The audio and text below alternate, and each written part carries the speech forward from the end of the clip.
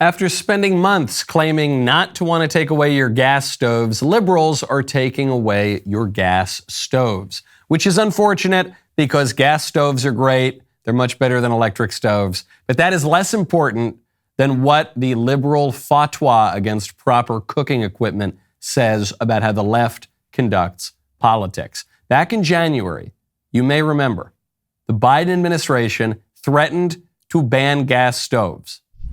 That's why I think we need to be talking about regulating gas stoves, whether that's drastically improving emissions or banning gas stoves entirely. And I think we ought to keep that possibility of a ban in mind as you follow along, because it's a powerful tool in our toolbox and it's a real possibility here. Real possibility, we're looking to ban the gas stove. So instantly, of course, the liberal journos and faked fact checkers leapt into action to convince people that we didn't all hear what we all just heard. AP, Fact Focus, Biden administration isn't banning gas stoves. Yes, well, there were some comments from a Consumer Product Safety Commission official that we're going to ban the gas stoves and everything, but no, we're not going to do that. Never mind. New York Times, no, Biden is not trying to ban gas stoves. We have here from Intelligencer, the gas stove ban freakout is the story we need right now. How about Newsweek? Republicans mocked over outraged claims that government is coming for gas stoves. What a bunch of crazy conspiracy theory idiots, right? We have here from AccuWeather for some reason. We're not taking away your gas stove, regulator tells CNN. And then we've got, what do we have? Republicans have found their new dumb culture war. This is from MSNBC. Big, dumb, stupid culture war. Obviously, the Democrats are not going to take away our gas stoves. And now, Democrat Governor Kathy Hochul has banned gas stoves in new buildings in New York. Existing buildings are not yet affected, but every single new building in the state of New York will be. According to Governor Hochul's spokeslady, which is reported in the New York Times, quote, the new law will not have any loopholes that will undermine the intent of this measure. There will not be any option for municipalities to opt out. The stoves are just one issue. The Libs do this with every one of their schemes that conservatives oppose. Marriage, immigration, transing the kids. In every case, the policy that we oppose is a crazy conspiracy theory that's totally insane. It's never going to happen. What are you talking about? Until, of course, it is firmly established, old news, and they tell us, too late to fix. I'm Michael Knowles. This is The Michael Knowles Show.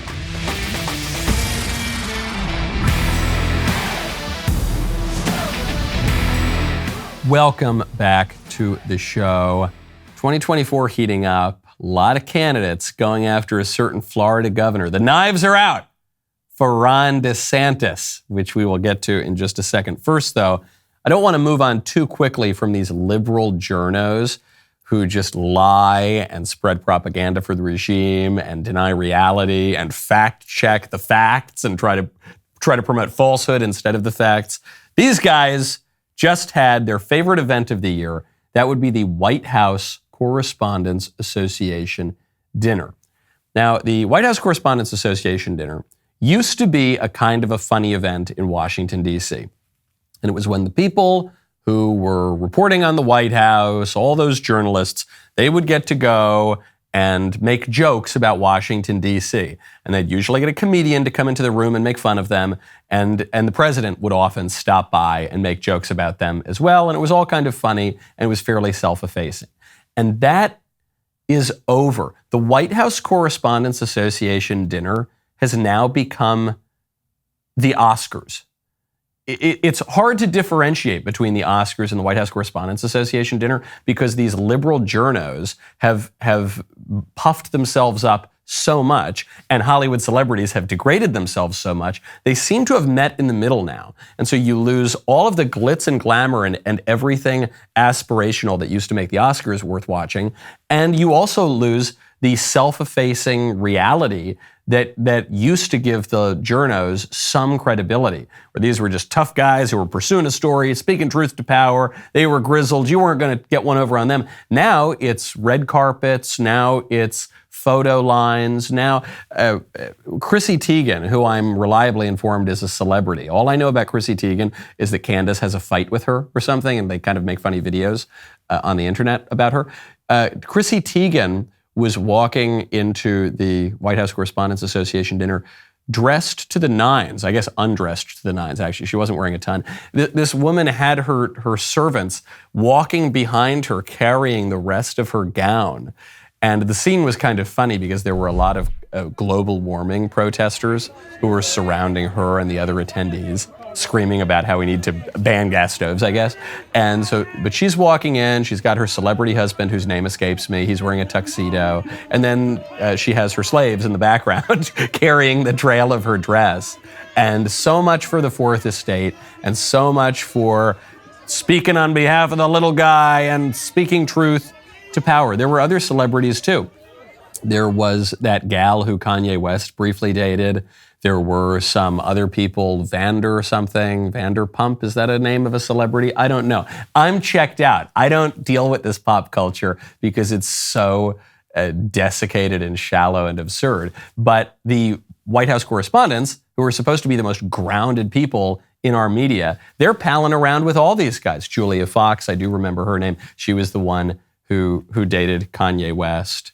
And then, do you know the most absurd aspect of all about the White House Correspondents Association dinner? This is the part that grates on me the most.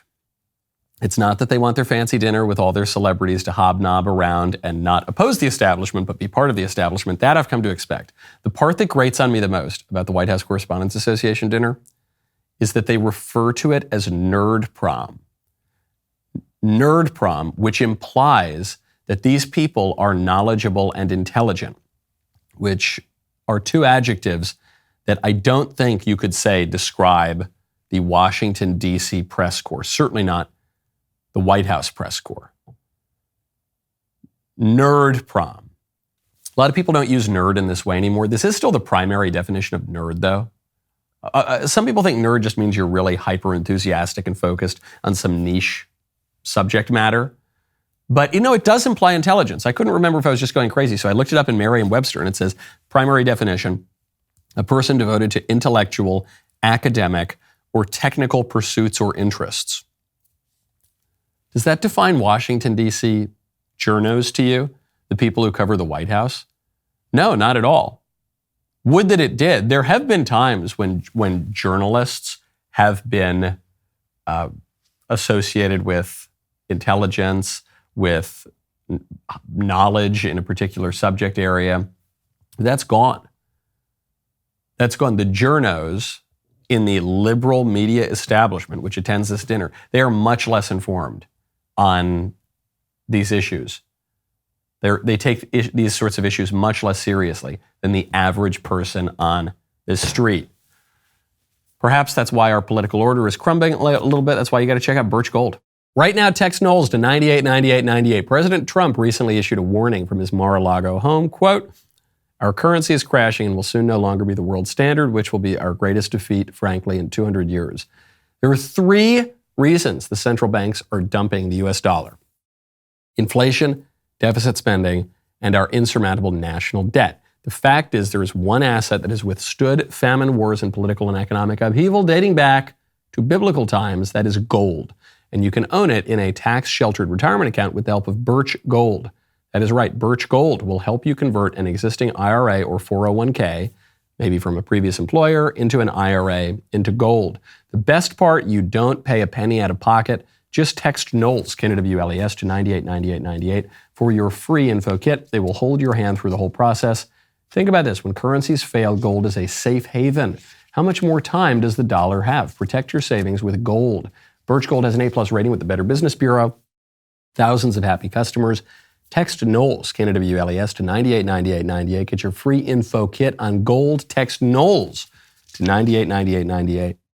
Speaking of supposed nerd experts, Dr. Fauci, our old buddy Dr. Fauci, he's back on CNN speaking to Christiane Amanpour, who Drew rightly dubbed Christiane Amanpour journalist. Interviewing Dr. Fauci, we're now 3 years after 2 weeks to slow the spread, and we're trying to make sense of what has happened over the last 2 years. And Dr. Fauci says, look, we got to stop playing the blame game. Was the closing of the schools too draconian?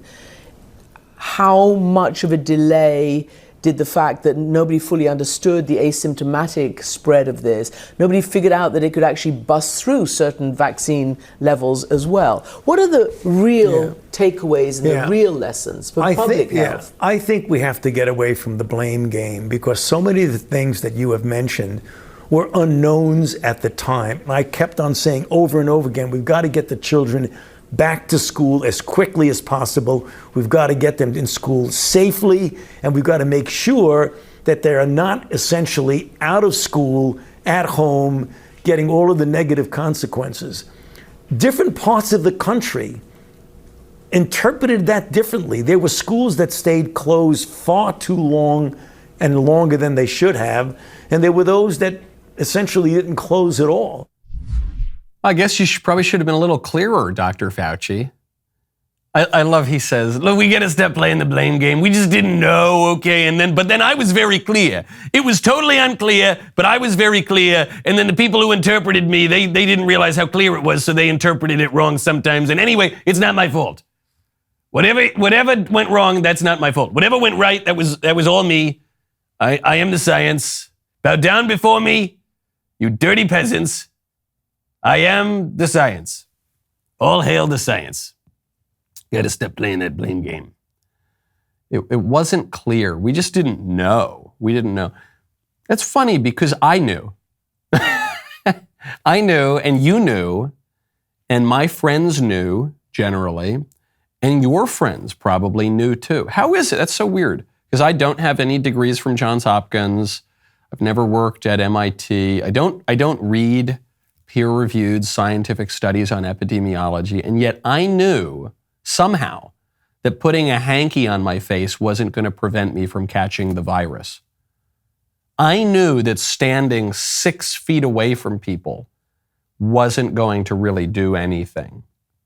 I knew that not visiting my grandmother wasn't going to save people's lives. I knew that experimental drug that they rushed through might not be the most effective thing at stopping. I knew, I hate to say I told you so, but I guess I'm saying it a lot over and over again, and you've probably been saying it a lot over and over again for the last 3 years. So how is it that we all knew and Dr. Fauci didn't? Don't we need to answer that question? That the people in charge were wrong about everything, and ordinary Joe Blow on the street, who doesn't have a particularly specialized education, he was right about everything. How is it that the whole journalist class was totally wrong? And the readers of the newspapers and the websites and the viewers of the TV shows, we were largely right.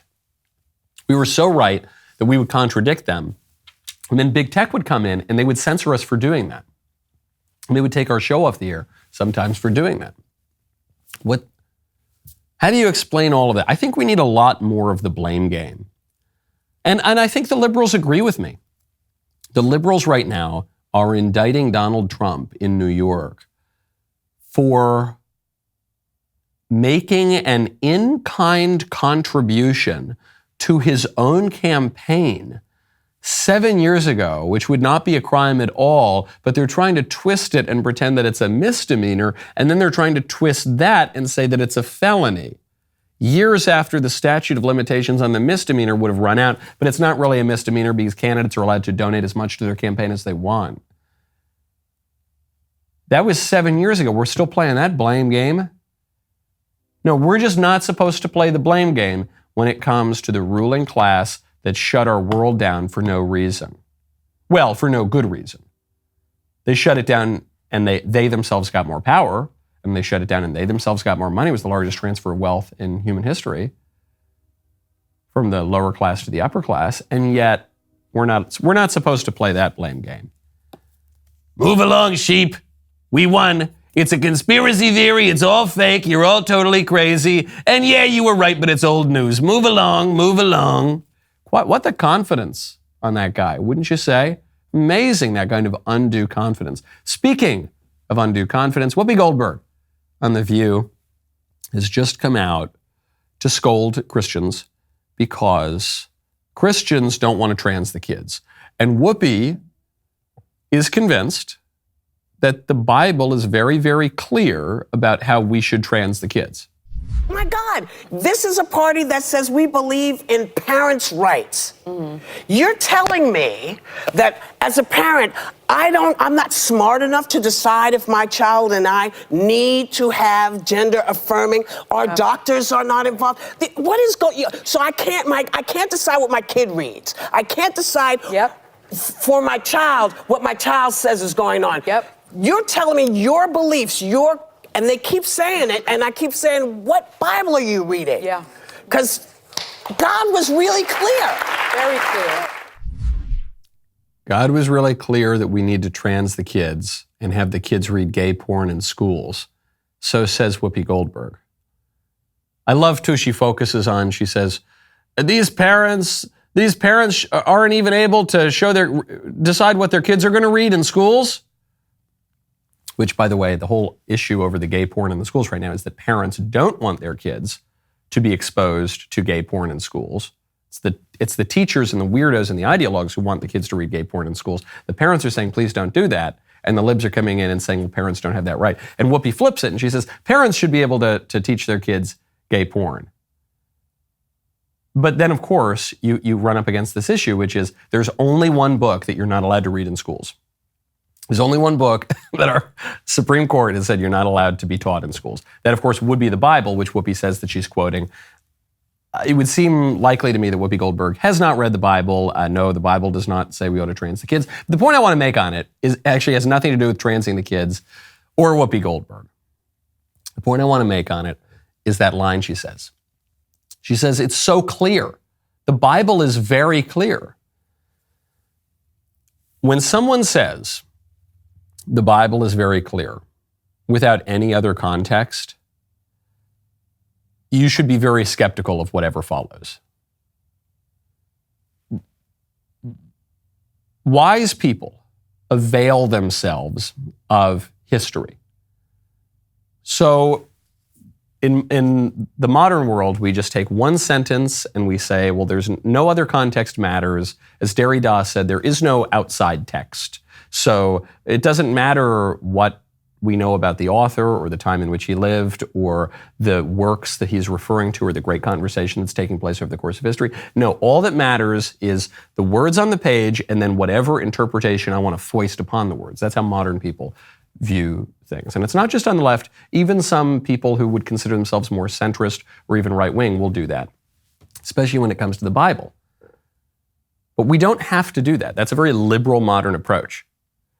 Conservatives can avail ourselves of the wisdom of the ages because our own stock of reason is relatively paltry. Even those of us speaking and listening to the show right now, who I know were definitely probably a couple notches above the people who attend the White House Correspondents Association dinner in terms of understanding and wisdom and overall handsomeness. I know, but believe it or not, even we don't know very much about very much. And so it's prudent to avail ourselves of the wisdom of the ages. And so if Whoopi had said, okay, I read somewhere in the Bible that we should trans the kids. I don't know what verse I saw that in, but let's look at the history of the church. Has the church ever taught that it's good to trans the kids? No. Okay, so where did I get that idea? What is more likely? That every Christian that ever came before me, including all the great doctors of the church, St. Thomas Aquinas, St. Augustine, that they were all wrong, and I, doctor of the church Whoopi Goldberg, am right, or that I got it wrong? What's more likely? Obviously, the latter. You actually just saw this play out in Hungary. The Pope went and visited Hungary. Hungary, strong right-wing government, doing a lot of great stuff. Pope Francis sometimes talks a little bit in a confusing way. Papa Francesco was misinterpreted by La Repubblica journal, a newspaper in Italy. And he'll say things, and then sometimes the journalists are in fact misinterpreting him. Sometimes what the Holy Father says is somewhat ambiguous. But what he said in Hungary was not ambiguous at all, and it shocked a lot of liberals. I will translate what the Pope says. This is a nefarious path of ideological colonization that eliminates differences, as in the case of gender culture, which eliminates differences or prioritizes other things, reducing freedom, for example, and creating an insane right to abortion. That is always a tragic defeat. How beautiful instead would it be to build a Europe centered on people and peoples, where effective policies for birth and family are in place. We have countries in Europe where the median age is 46 or 48 years old. What if we have a country in which the growth and uniqueness of each individual is preserved? It's a great idea. So in there, he comes out in favor of Hungary's initiative to increase birth rates in Europe, comes out against abortion, articulates that this is insane to suggest there's such a thing as a right to abortion, and he says that gender ideology is crazy, that it's an ideological colonization that's contrary to reality. But this is a liberal pope. What do you mean the liberal pope is opposed to abortion? Yes, because the church has taught consistently from day one that abortion is completely unacceptable. We see this in the Bible. We see this in the commandment against committing murder. We see this in the scriptural defenses of children. We also see this in the Didache, that earliest catechism of the church, going back to the earliest days of the church. What about gender theory? Well, we see this in the Bible. In the beginning, God created man, both male and female created he them. We see this in the complementarity of the sexes, in the description of marriage in Genesis and in the Gospel of St. Matthew. And we see this throughout the history of the church. So you could say, yes, Pope Francis is liberal. I'm not suggesting that Pope Francis really is desirous of upending church teaching on gender ideology, but he's merely constrained by tradition. I totally take the Pope at his word. I think he's sincere when he says he thinks abortion is insane, and he thinks that gender ideology is crazy and a colonization, and he says it's good to have young people being born. But why is it that the Pope would think that? And why would he advocate for that, even when he has a reputation as a liberal? Because there is no way to overcome not only the clear scripture, but that weight of history. This is why the libs have to attack history. This is why the libs have to turn your eyes away from history. This is why the libs have to get you to focus only on your unfettered reason and you as an individual, totally divorced from your family, from your local community, from your nation, from your democracy, and from what Chesterton would call that greatest democracy of all, the democracy of the dead, which is not merely confined to people who happen to be walking about the earth at this time. Now, when you don't want to look dead, when you want to look young and vibrant and hot and sexy, you got to check out Genucel. Right now, go to Genucel.com/Knowles. Are you looking for the perfect Mother's Day gift that will make the women in your life feel pampered and appreciated? Our friends at Genucel have you covered.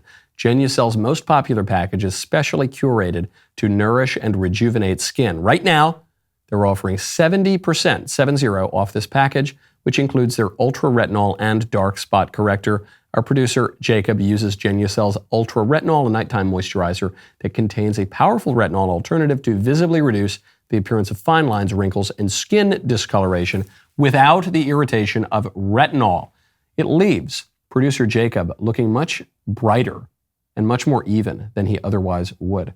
Younger, healthier, more vibrant than ever.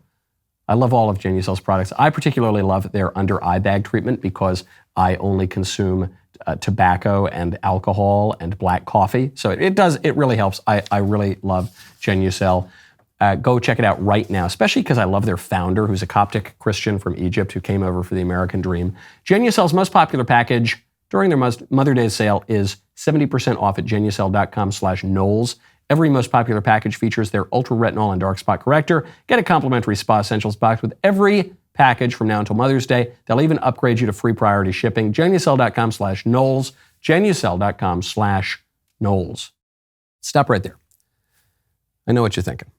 You're thinking, Michael, how do you get your hair so shiny and voluminous and spectacular?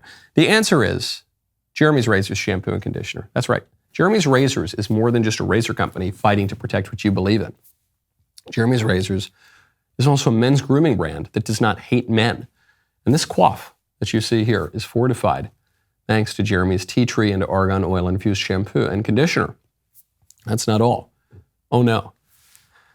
Jeremy's also has an exfoliating charcoal body wash made with a hydrating aloe vera, eucalyptus, and just the right amount of pomegranate. You do not want too much pomegranate in your charcoal body wash, okay? That way lies madness. The men's care products that you see here are made with natural ingredients. They're 100% sulfate-free, paraben-free, woke-free, made right here in the US of A. Head on over to jeremysrazors.com to kick woke companies out of your bathroom today. Speaking of religion, good and bad and right and wrong, in Boston over the weekend, a bunch of Satanists met up in what is now being called the largest gathering of Satanists ever. It was called SatanCon. Big conference for Satanists. They're making a lot of satanic symbols, wearing lots of pentagrams and weird goat head imagery and horns and stuff, looking like a bunch of weirdos and doing really bad things. They're shredding Bibles. They were engaging in, they were performing unbaptizing ceremonies, which is not possible. Baptism leaves an indelible mark on the soul, but these jokers think they can unbaptize you. They were shredding pro-cop flags, the thin blue line, Blue Lives Matter. They were promoting transgenderism. They were promoting abortion. They had talk, sins of the flesh, Satanism and self-pleasure, promoting what Woody Allen euphemistically called sex with someone you love, the sort of thing that one does associated with pornography. They had a talk reclaiming the trans body. And it's easy to kind of just mock these guys or even to feel a great deal of pity for them, because you think, oh, these are just a bunch of misfit weirdos dressing up in goat horns and making the rock and roll symbol, and it's no big deal. But they're promoting pretty bad stuff. I mean, castrating children, that's not great. That's a bad thing to promote. Murdering babies through abortion, it's not great. These guys raise money for abortion clinics to kill babies, so it gets pretty dark. It'd be easy to laugh at them if the consequences of this stuff were not so dire. And of course, they worship the Prince of Lies, the father of lies. So the only reason I even bring this up is not to call too much attention to these people, but when conservatives point out that this stuff is satanic, that these ideas that seem like they're just ordinary political issues, we want to take down the cops, abolish the police. Well, we want to allow men who think they're women to just dress up like women, and they really are women, and we're going to establish in our law that they're really women. We want women to have choice and have the right to control their own bodies by murdering their children. That's what we support. And a lot of people, including on the right, think, oh, these are just political issues where you have your opinion and I have my opinion. We're going to debate and maybe meet in the middle. But no. People who are serious about these issues recognize that they come down to good and evil. There is a satanic element to lots of these issues that are being pushed by the left. Tucker Carlson may have lost his job for pointing that out. But it's so clear. When conservatives point out that there is a satanic element to all of these issues, you don't need to take our word for it. The Satanists agree. People who actually worship the devil.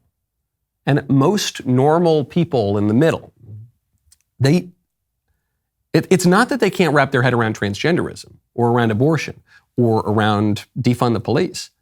They can't wrap their head around the fact that some people explicitly worship the devil. They think, well, that's a silly superstition. That's just a silly, stupid superstition.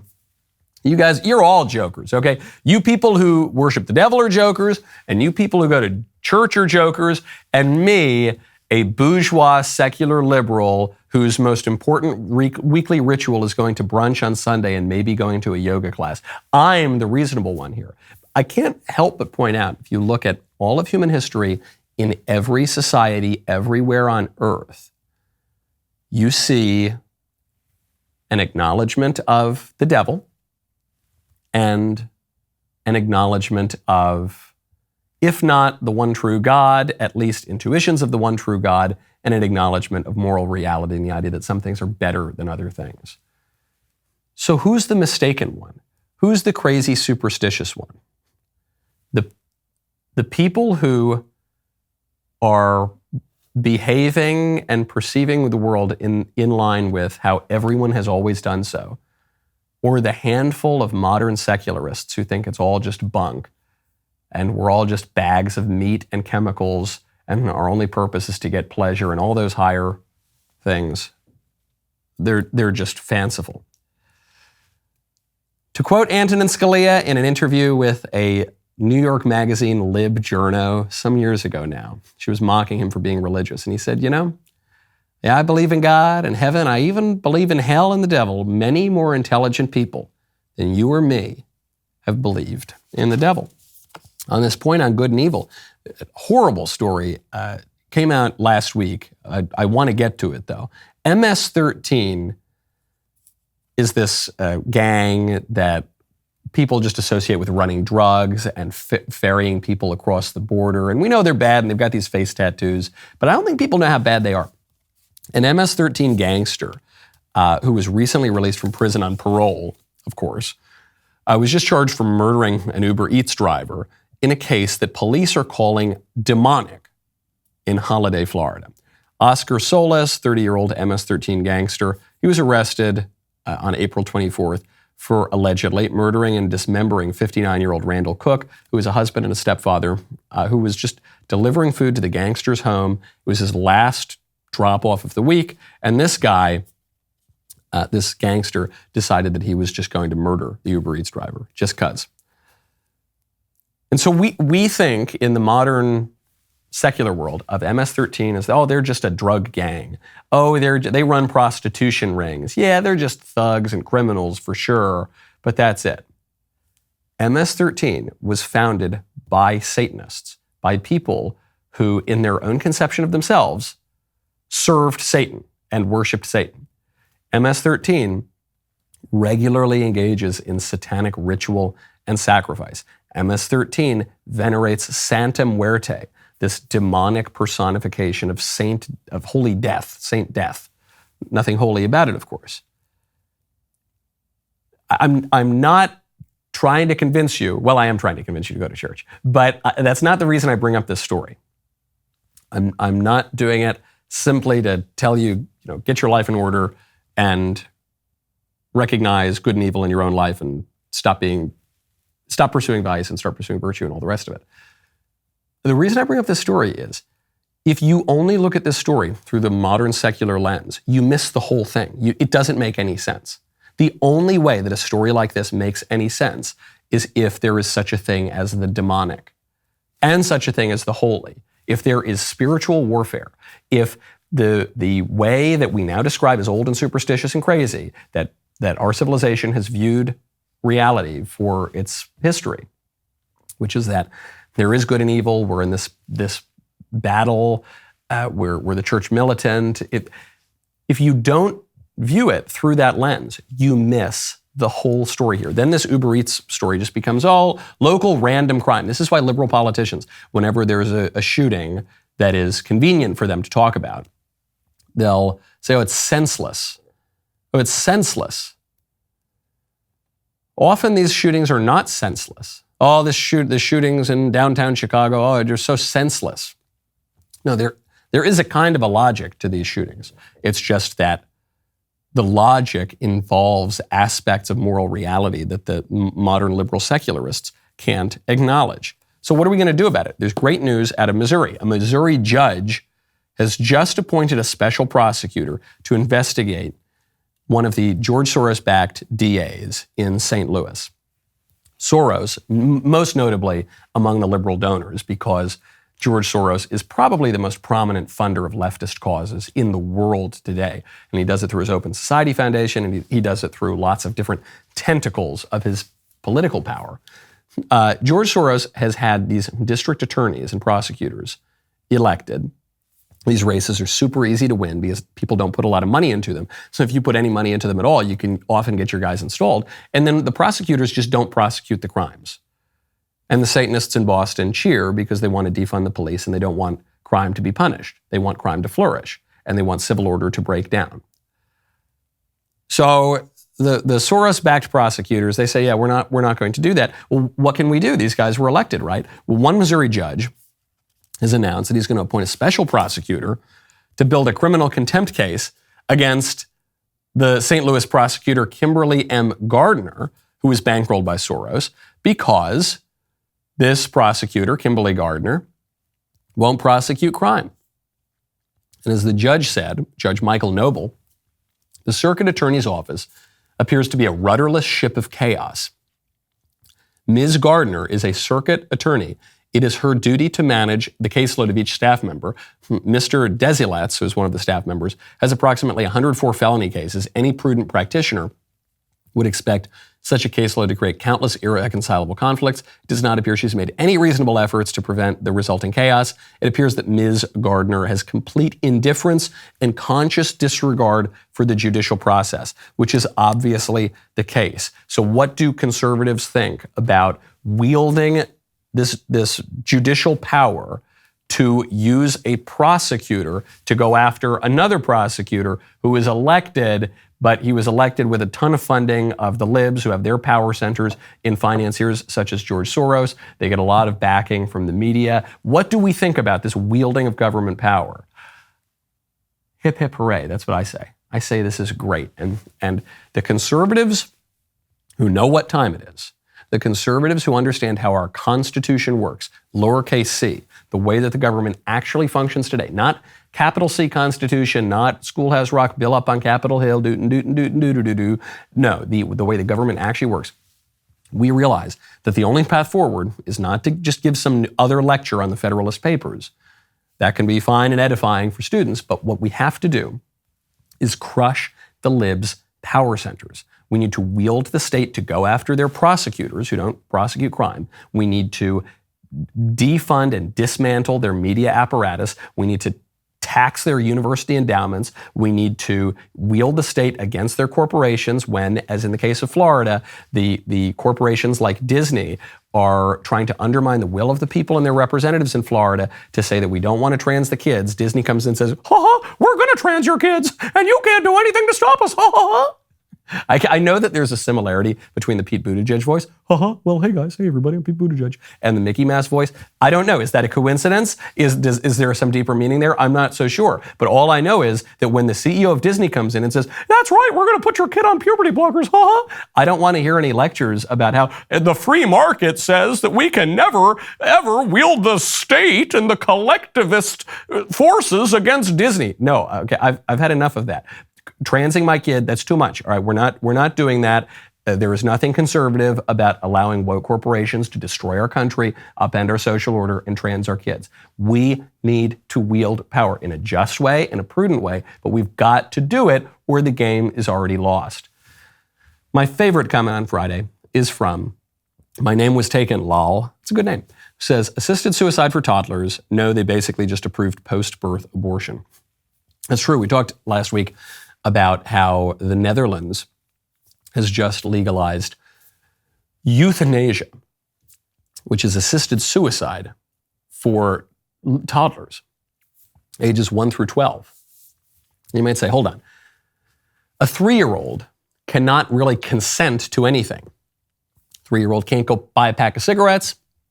3-year-old can't join the military. 3-year-old can't buy a beer. 3-year-old can't consent to sexual activity, obviously. And yet, now increasingly we're seeing young people, 5, 6, 7, 8-year-olds can consent to sexual mutilation procedures. Hold on. 5, 6, 7-year-olds, 4, 3, 2, 1-year-olds can consent to suicide? No, that's just called murder. That's called partial birth abortion. It's another example where it's a phrase that the conservatives used mockingly, ironically. We say these liberals, they love abortion so much, they don't just want 3rd trimester abortions, they want 4th and 5th trimester abortions. Well, now they've got it. It's all a crazy, wacky, bizarre conspiracy theory until the libs firmly establish it, and then they say it's too late to do anything about it. Okay, getting on to 2024. Knives are out.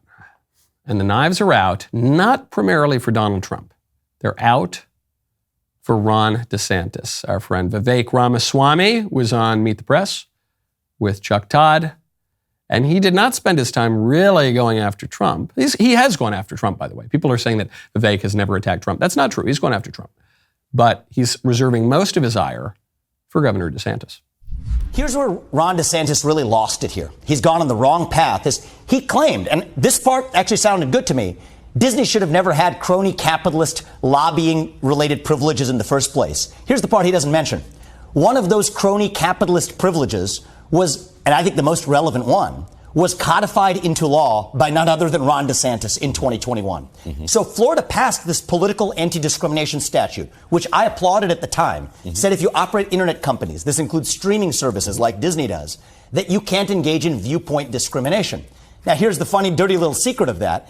They wrote into a last-minute exception into that law for anyone who also operates a theme park more than 25 acres in the state of Florida.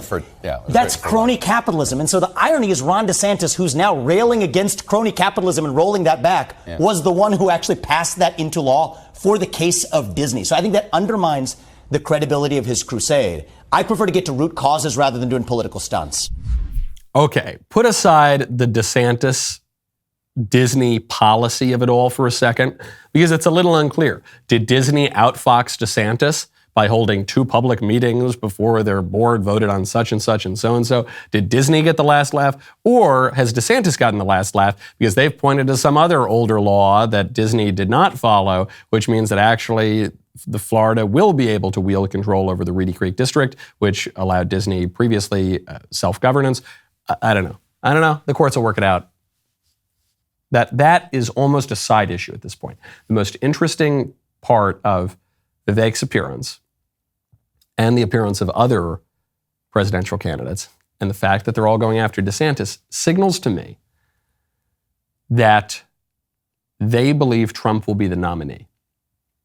And so they're reserving their ire and their fire for DeSantis as the number 2 guy because they don't want to go too hard after Trump because they think that Trump is today still the most likely nominee.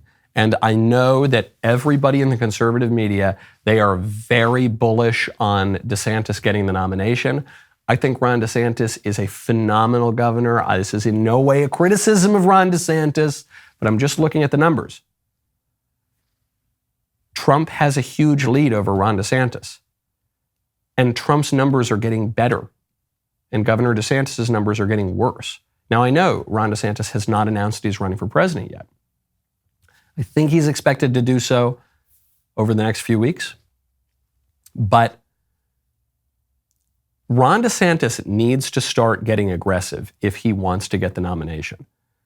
Because what the DeSantis camp seems to believe now is, it appears like Trump is winning, but that's an illusion. Once this thing really gets going, DeSantis is going to take off. Well, perception can collapse into reality in campaigns. If every day for the next month, Ron DeSantis is perceived as losing ground, and if every day for the next month Trump is perceived as gaining ground and solidifying his hold over the Republican Party, then that's going to collapse into a reality of a much harder campaign for Ron DeSantis. And presidential candidates are very capable people who have very good guts, who can smell blood. And if it feels like Ron DeSantis is vulnerable in the campaign, and he's the big number 2 guy that they got to get past, either to have a shot at taking on Donald Trump, or Trump gets a nomination and they have a shot at being in the administration, they are going to do that. The proto-campaign for DeSantis is going to have to get more aggressive, or they're going to be inviting more attacks from the other candidates. You're seeing these same sorts of attacks, not just from the outside of the box, more right-wing figures in the race like Vivek. You're seeing it from the squishes too, like Asa Hutchinson, former governor of Arkansas, who is also running in 2024. Who's he going after? Is he going after Trump? No, he's going after DeSantis. I don't like what Disney said about the legislation that I would have supported in Florida, but it's not the role of government to punish a business when you disagree with what they're saying or a position that they take. If that was the view of a Republican, then we're going to be in all kinds of trouble in our businesses in blue states if they start punishing businesses for taking a more conservative speech or position. And so I don't understand a conservative punishing a business that's the largest employer in the state. In Arkansas, and as governors, we recruit industry. We support our industry because it provides jobs. And we're not dictating to them what their speech is. To me, that's a conservative position, and you err when you go otherwise. Why would a Republican ever want to speak out against a business? Because, believe it or not, some things are more important than money. We used to know that. Didn't conservatives especially used to know that? We forgot it somewhere over the last 30, 40 years. This created the crisis in the Republican Party that finally exploded with the Trump movement. The Republicans had always said, we're the party of family values, we're the party of tradition, we're the party of custom, we're the party of what is good and right and just. We're the party of the Bible, we're the party of religion. And also, nothing is more important than GDP. The free market is the most sacred creation it's not even a creation. Oh, it predates us. It's pre-political. The free market, no one can ever meddle with the free market. If a business wants to do anything, that is their right, including transing our kids. And how dare you criticize the business for doing that? No. This was a battle between the Bible and Ayn Rand. This is a battle, not just the Bible, but the whole civilization that the Bible outlined and that Christianity animated. That civilization versus modernity. Once Christendom cracked up, and you saw the geographic crack up of Christendom beginning 5 centuries ago, you saw the intellectual crack up of Christendom, well, I guess right around the same time. Then you had all these new kind of crazy strains, perverse strains that started to come out of that. One of them was this idea that all that matters is the material world and that we're material beings. And if that is true, then really all that matters is money. And there was this bizarre schizophrenia on the right, which is the Republican Party would talk about how we need tradition and we need to defend our way of life, and also we need creative destruction and nothing matters more than GDP. And that didn't make sense. And Asa Hutchinson is articulating that view that it's been popular for 30, 40 years now. And I think that view has collapsed. I don't think there's a ton of room for that. So if DeSantis is getting knocked for opposing that view, DeSantis should probably make a campaign commercial out of that criticism. Okay, it's Music Monday, baby. The rest of the show continues now. You do not want to miss it. Become a member. Use code Knowles, K-N-O-W-L-E-S, at checkout for 2 months free on all annual plans.